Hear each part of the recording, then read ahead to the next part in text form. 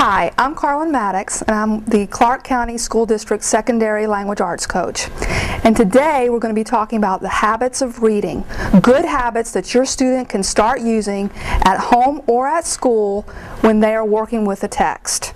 The first thing to think about is, what is a habit? A habit is something you do naturally, you do without even thinking. And when we read, we have habits in our mind and habits of our thinking that help us read better. The first habit is to make connections with texts. In other words, as you're reading, you have an inner conversation going on in your mind so that you begin to comprehend it better. For example, when I read something about a character in a wilderness situation, I think about when I have been out hiking or with my friends or with my family out in the wilderness. So I make that connection, and that helps me understand the character better. Sometimes you can make a connection between yourself and another thing that you have read, or a film that you have seen, or a song that you have heard, or anything else that you have experienced in your life.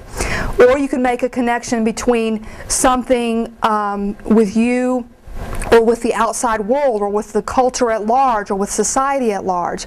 So making these connections are really important as you read.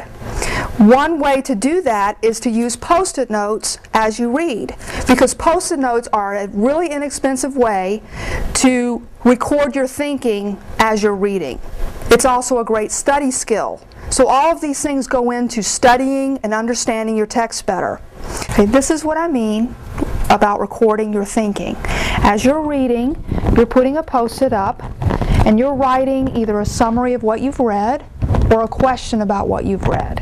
And it's a really good way to help students remember what they've read.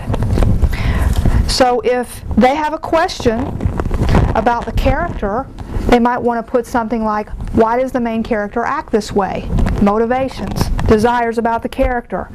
If it makes them think about a certain thing in their own life, they're saying, this makes me think about. If they're wondering about something, or they want to predict what might happen at the end, I wonder if. So this is just a way to record their thinking as they read.